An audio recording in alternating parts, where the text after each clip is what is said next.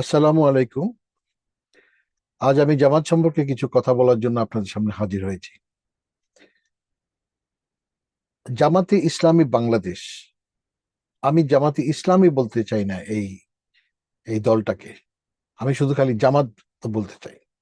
কারণ তারা ইসলামের কোনো কিছুই তারা ফলো করছে না, এবং তারা ইসলামের আহ, নীতি পালন করবে বলে ওদের সংবিধানে যেটা আছে, যে তারা শরিয়া আইন ভাবে দেশ পরিচালনা করবে, কিন্তু তারা এখন পর্যন্ত তারা সেই সেই সংবিধানের সেই পয়েন্টগুলো তারা রিমুভ করে নাই, এবং তারা এখন বলে বেড়াচ্ছে তারা নর্মাল আইনেই, যে প্রচলিত আইন, সে প্রচলিত আইনেই বাংলাদেশ যদি তারা ক্ষমতায় যায়, তো প্রচলিত আইনেই তারা দেশ পরিচালনা করবে। এই যে দ্বিচারিতা, এই যে দ্বিতীয় রকম, দুই রকম চরিত্র, সেই পরিপ্রেক্ষিতে আমি তাদেরকে ইসলামের, তাদের দলের নামের সাথে ইসলাম জিনিসটা আমি সংযুক্ত করতে চাচ্ছি না। জামাতের ভূমিকা 71 সনে, তারা এখন পর্যন্ত তারা ক্লিয়ার না যে তারা কি পক্ষে ছিল না বিপক্ষে ছিল, আমাদের মুক্তিযুদ্ধের পক্ষে ছিল না বিপক্ষে ছিল। কিন্তু বাংলাদেশের মানুষ সবাই জানে যে জামাত 71-এ তাদের ভূমিকা ছিল বাংলাদেশের মুক্তিযুদ্ধের বিপক্ষে।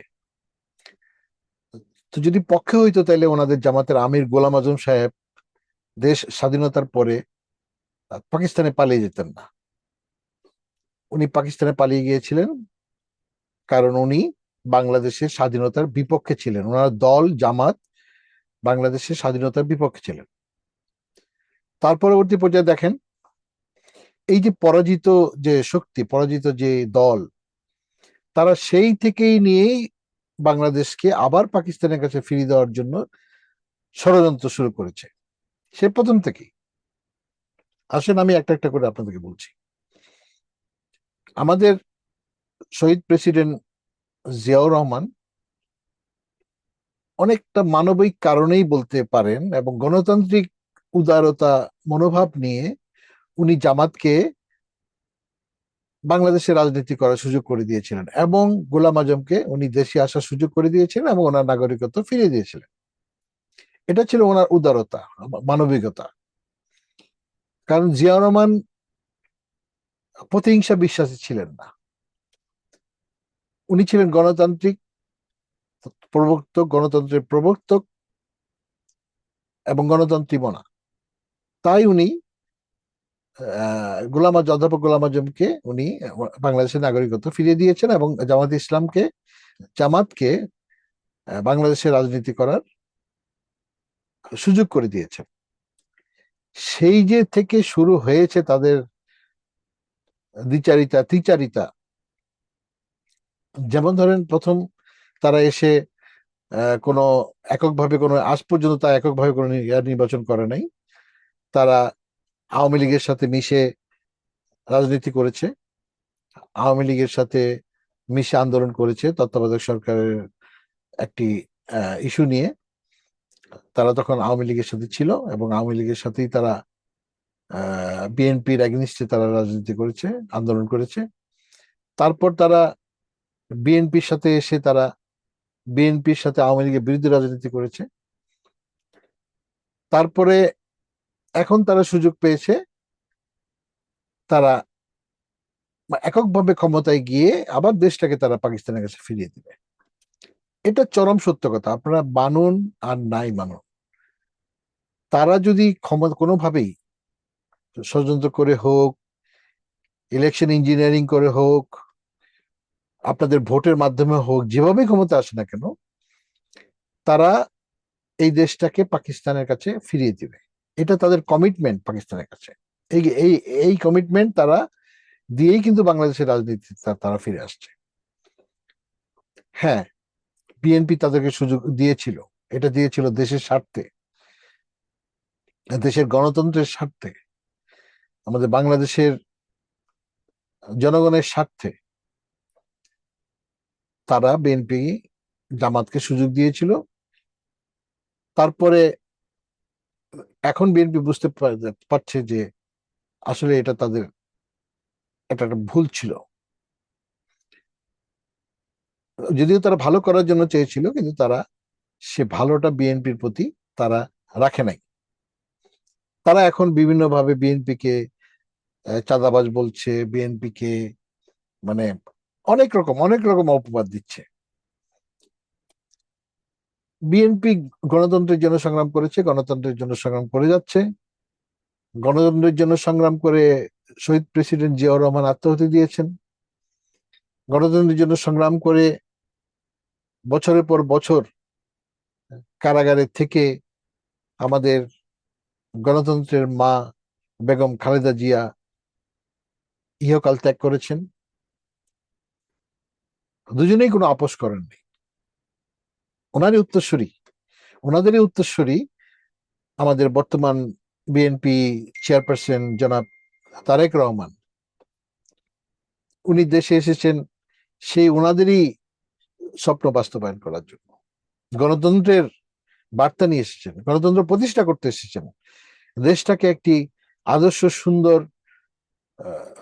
দেশ হিসাবে তারা উনি গড়তে এসেছেন। আপনি দেখেন, আমরা যদি কম্পেয়ার করি, জামাত যদি ক্ষমতা আসে, প্রধানমন্ত্রী হবে কে? ডক্টর শফিকুর রহমান। উনি একজন আলেম মানুষ, ওনার অভিজ্ঞতা আছে ইসলামিক সেক্টরে, উনি একজন ডাক্তার, ওনার অভিজ্ঞতা আছে, উনি একজন চিকিৎসা বিজ্ঞানী, উনি অত চিকিৎসা করবেন, কিন্তু দেশ পরিচালনার জন্য ওনার কোনো অভিজ্ঞতা নেই এবং সেরকম ভাবে ওনাকে মানায়ও না। আপনি আসেন,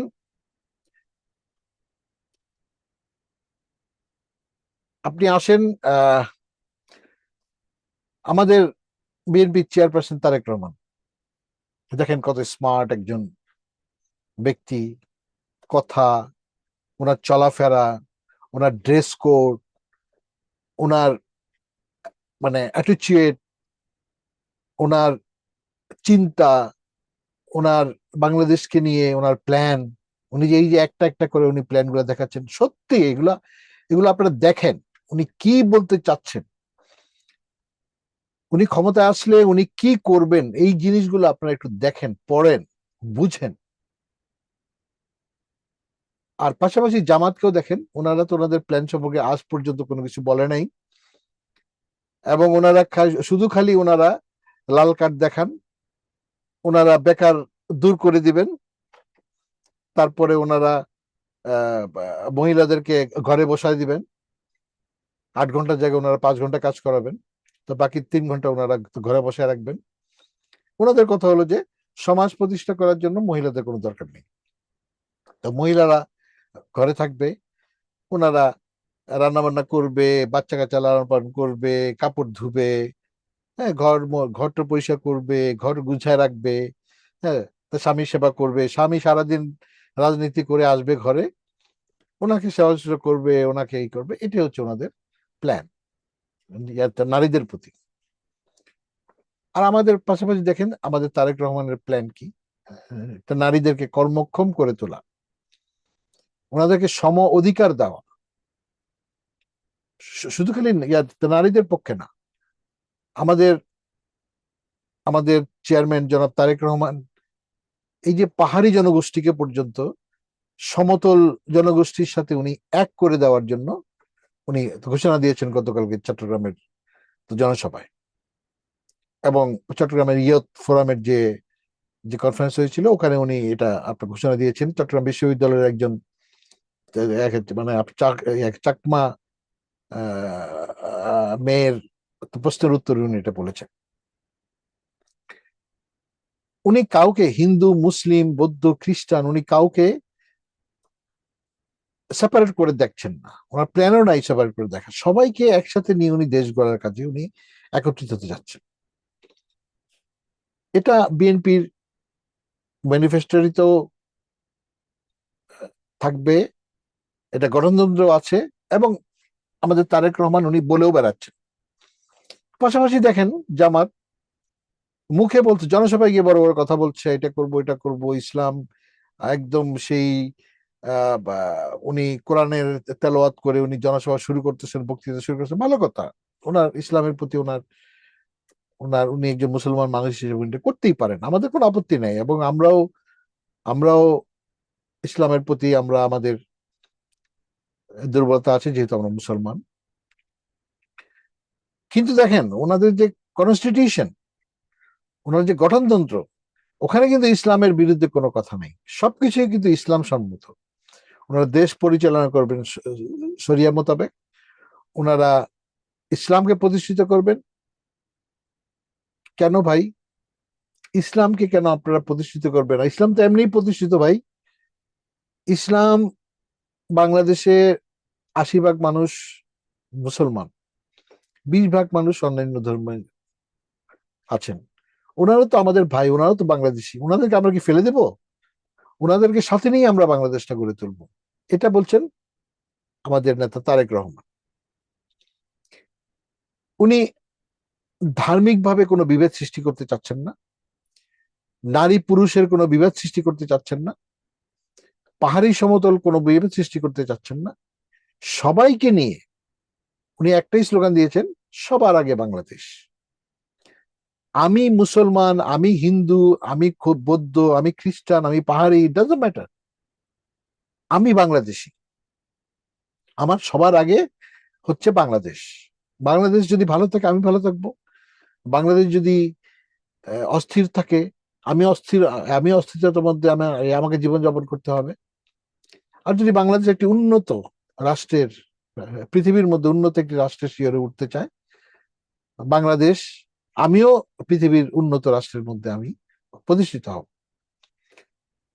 আমি যতটুকু জানি এবং আমার অভিজ্ঞতা যতটুকু হয়েছে বিএনপির সাথে রাজনীতি করে, তারেক রহমানের যে ভিশন, উনি দেখেন ওনার কালেকশন, উনি যে টেকনোলজিক্যাল, আবার টেকনোলজির দিকে উনি যে ফোকাসটা দিয়েছেন, এখন হচ্ছে ডিজিটাল যুগ।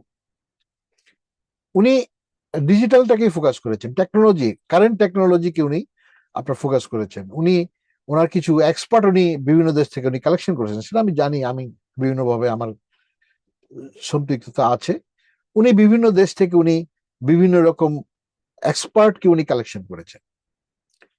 উনি এটা এখন কোনো কিছু বলছেন না। এখন ওনাদেরকে নিয়ে উনি যদি, আপনারা যদি ওনাকে ক্ষমতা দেন, ওনাকে যদি গ্রহণ করেন একজন বাংলাদেশের প্রধানমন্ত্রী হিসেবে, উনি দেখবেন এই এক্সপার্ট গুলাকে নিয়ে দেশটাকে গড়ে তুলবে। এবং আমার বিশ্বাস উনি যেটা বলেন সেটা করেন। উনি মিথ্যা আশ্বাস কিন্তু দিবেন না, এবং দেনও নাই কোনোদিন। উনি ঢাকা শহরের ব্যাপারে ওনার প্ল্যান আছে, উনি বাংলাদেশ সম্পর্কে ওনার প্ল্যান আছে, চট্টগ্রাম সম্পর্কে ওনার প্ল্যান আছে। দেশের বিভিন্ন খাতে, গার্মেন্টস খাতে বলেন, ইন্ডাস্ট্রিয়াল খাতে বলেন, ইলেকট্রিক্যাল ইন্ডাস্ট্রি বলেন, তারপর আপনার এই যে জলাবদ্ধতার ব্যাপারে উনি গতকালকেও উনি চট্টগ্রামের জনসভায় উনি স্পষ্ট আকারে জানিয়ে দিয়েছেন যে আমার প্রথম প্ল্যান হবে আমি চট্টগ্রামের জন্য এই এই এই জলাবদ্ধতা আমি কিভাবে এটা নিরূপণ করতে পারি, এবং এটার জন্য উনি একটা ওয়েও উনি আপনার বলে দিয়েছেন, সেটা হচ্ছে যে খাল খনন।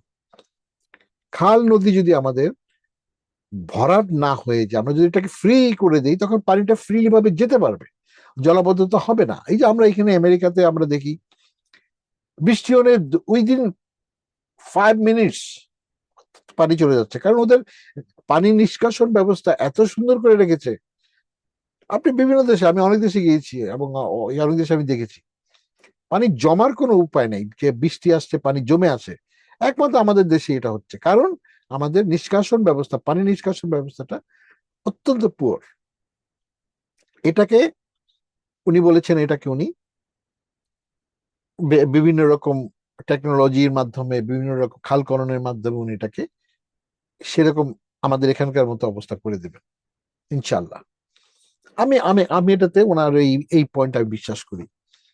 যানজটের ব্যাপারে উনি বলেছেন, ঢাকা শহর বলেন, চট্টগ্রাম বলেন, যে কোনো জায়গা আছে, প্রতিটা ডিস্ট্রিক্টেই মোটামুটি যারা মানে বিভাগীয় ডিস্ট্রিক্ট আছে, বিভাগীয় যে শহরগুলো আছে বলেন, জেলাগুলো আছে, এখানে অনেক সময় প্রায় প্রতি সময়ই এই যানবাহনের একটা জ্যাম লেগে থাকে। এই এই ব্যবস্থাটাকে উনি একটা পজিশনে আনবেন, এবং এই জন্য উনি বিভিন্ন রকম এক্সপার্টকে উনি উনি এক্সপার্টের সাথে কথা বলেছেন, এবং উনি উনি বলছেন উনি ক্ষমতা গেলে আরো হয়তো বিভিন্ন এক দেশের সাথে উনি তো যোগাযোগ করবেন, এবং উনি ওনার যে এক্সপার্ট, যে যে এক্সপার্ট গুলো এই সমস্যাগুলো সমাধান করতে পারে উনি হয়তো ওদেরকে রিক্রুট করবেন, এবং ওদের মাধ্যমে ওদের থেকে একটা অ্যাডভাইস নিয়ে আমাদের দেশের যারা ওই এক্সপার্ট আছেন সমন্বয় করে উনি একটা পথ নিশ্চয়ই উনি বের করবেন, এবং এটা ওনার প্ল্যানের মধ্যে আছে। তারপর আছেন এই যে একটা সুন্দর একটা জিনিস আমার আমার যেটা খুব খুব খুবই ভালো লেগেছে, যে উনি যুবক সম্প্রদায় বলেন, বেকারদের বলেন, বেকারদের থেকে বলেন, যেটা থেকে বলেন না কেন, বাংলাদেশ থেকে একটি বিশাল অঙ্কের জনশক্তি উনি বিদেশে রপ্তানি করবেন। আমার এই প্ল্যানটা খুবই ভালো লেগেছে ভাই। আমি 1984 সন থেকে আমি বিদেশে আছি। আমি যে রেমিটেন্স বাংলাদেশে পাঠিয়েছি, হ্যাঁ আমি অবশ্যই আমার ফ্যামিলি প্রয়োজনে পাঠিয়েছি, কিন্তু আমার ফ্যামিলি তো পেয়েছে বাংলাদেশি টাকা, কিন্তু বাংলাদেশ সরকার তো পেয়েছে ডলার। এরকম যদি একটা মানুষ যদি বিদেশে আসে এবং ও যদি 5 বছর 10 বছর যদি বিদেশে চাকরি করে, আপনি কি মনে করেন যে তার একটা ফ্যামিলিতে যদি 10-12 জন মেম্বার থাকে, 5 জন মেম্বারও থাকে, ওরা তো উপকৃত হবে হবেই, প্লাস আমাদের দেশটা কত উপকার হচ্ছে, আমাদের রিজার্ভ বাড়তেছে, আমাদের ফরেন কারেন্সি বাড়তেছে। এই যে ওনার একটা উদ্যোগ, এটাকে আমি কমপ্লিটলি 100% আমি স্বাগত জানাই। এইটা যদি করতে পারেন ক্ষমতায় এসে, যে এই ম্যান পাওয়ার সেক্টরটাকে উনি যদি স্টাবলিশ করতে পারেন, এবং বাংলাদেশে যদি কমপক্ষে 1 কোটি মানুষ যদি বাংলাদেশের বাইরে উনি এই 5 বছরে যদি উনি ক্ষমতা আসার পরে যে 5 বছর উনি থাকবেন, উনি যদি এই জিনিসটা করতে পারেন, মনে করবেন যে বাংলাদেশ আর সেই দরিদ্র মধ্যে বাংলাদেশ থাকবে না। আমি এটা চ্যালেঞ্জ করে বলতে পারি, যদি 1 কোটি মানুষকে উনি বাংলাদেশের বাইরে উনি উনি যদি রপ্তানি করতে পারেন, এটা আমি চ্যালেঞ্জ করে বলতে পারি এই প্ল্যান উনি 100% সাকসেসফুল হবেন। উনি সেই কথাও দিয়েছেন। আর গার্মেন্টস সেক্টর তো আছে, আমাদের গার্মেন্টস এর ব্যাপারে উনি ওনার যতটুকু আহ আপনার সাধ্য আছে, কিছুদিন আগে উনি ব্যবসায়ীদের সাথে একটা মিটিং এ বসেছিলেন, তো ব্যবসায়ীদেরকে উনি প্রাধান্য দিবেন, এটা উনি বলেছেন। দুর্নীতি, দুর্নীতির প্রতি উনি জিরো টলারেন্স, এটা উনি করতে দিবেন না। কারণ বিগত সরকারের থেকে ওনার একটা শিক্ষা হয়েছে যে দুর্নীতি করলে দেশের অবস্থা কি হয়, এবং দলের অবস্থা কি হয়, এবং নিজের অবস্থা কি হয়। দেখেন আওয়ামী লীগের যারা নেতা ছিলেন, একদম শেখ হাসিনার থেকে শুরু শুরু করে একদম লোয়ার লেভেলে যারা ছিলেন, সবার কাছে হাজার হাজার কোটি টাকা পাই। আমি তো বাংলাদেশে আমার দু একটা আওয়ামী লীগের বন্ধু বান্ধব আছে, আত্মীয় স্বজনও আছে, সবার কাছে হাজার হাজার কোটি টাকা। কোত্থেকে আসলো এই টাকা ভাই? আমি আজকে 40 বছর দেশের বাইরে আমি কাজ করে আমি আমার ব্যাংকে আমি 1 লক্ষ টাকা জমাইতে পারিনি, আর বাংলাদেশে আওয়ামী লীগ করে ওরা হাজার হাজার কোটি টাকা মালিক হয়েছে, এবং কিছুদিন শর্ট টাইম, একদম অল্প কয়েকদিনের মধ্যে ওনারা হাজার হাজার কোটি টাকা মালিক হয়েছে। আজকে ওনারা কোথায়? আমি তো আমার দেশে বিন্দাস যাওয়া আসা করতেছি, এবং যাওয়া আসা করতেও পারবো ইনশাল্লাহ, কারণ আমি দেশের বাইরে কাজ করেছি, শ্রম দিয়েছি, পয়সা কামাইছি, আমি দেশকে দেশের অর্থনীতি আমি উন্নত করেছি, আমি দেশে যাওয়া আসা আমার জন্য কোনো কোনো সমস্যা নেই ইনশাল্লাহ। আজকে আওয়ামী লীগের আমার যারা বন্ধু বান্ধব ভাই ব্রাদার আছেন, আত্মীয় স্বজন আছেন, ওনারা কোথায়? ওনারা তো দেশেই থাকতে পারছেন না ভাই। দেশে যেতে যেতে পারছেনই না, দেশে আপনি যেতে পারছেন না। কি একটা জীবন ভাই, দুর্নীতি। তারেক রহমান সেই জায়গা থেকে শিক্ষা নিয়েছেন, উনি দুর্নীতি করা, দুর্নীতিকে প্রশ্রয় দেওয়ার কোনো প্রশ্নই আসে না। এটা আমি 100% গ্যারান্টি দিয়ে আপনাদেরকে বলতেছি। এটার ব্যাপারে উনি খুব সিরিয়াস, উনি নিজেও কোনো দুর্নীতি করেন না। আগে কি করছেন না করছেন সেটা ভাই আমরা ওইটা নিয়ে মূল্যায়ন করতে চাই না। ওটা কোনো প্রমাণও আজ পর্যন্ত পাওয়া যায় নাই যে তারেক রহমানের বিরুদ্ধে খালি শুধু খালি আমরা শুনছি যে উনি হাওয়া বহন করছে, উনি এটা করছে ওইটা করছে, হাজার হাজার কোটি টাকা বানাইছে, কিন্তু আজ পর্যন্ত কেউ প্রমাণ, দলিল, দালিলিক প্রমাণ বলেন অথবা কোনো প্রমাণ আজ পর্যন্ত উনি কেউ ওনার ওনার বিপক্ষে দেখাতে পারেনি। এবং আমার মনে হয় উনি কেউ আর পারবেও না, কারণ গত 17 বছরে যখন পারে নাই, আর পারার সম্ভাবনা নাই। নাই কোত্থেকে পারবে ভাই? আমাদের তারেক রহমান বর্তমান বাংলাদেশের জন্য একজন ফিটেস্ট প্রাইম মিনিস্টার। আসুন আমরা সবাই তারেক রহমানের হাতকে শক্তিশালী করি, বিএনপি কে ধানের শীষে ভোট দিয়ে ক্ষমতায় পাঠাই।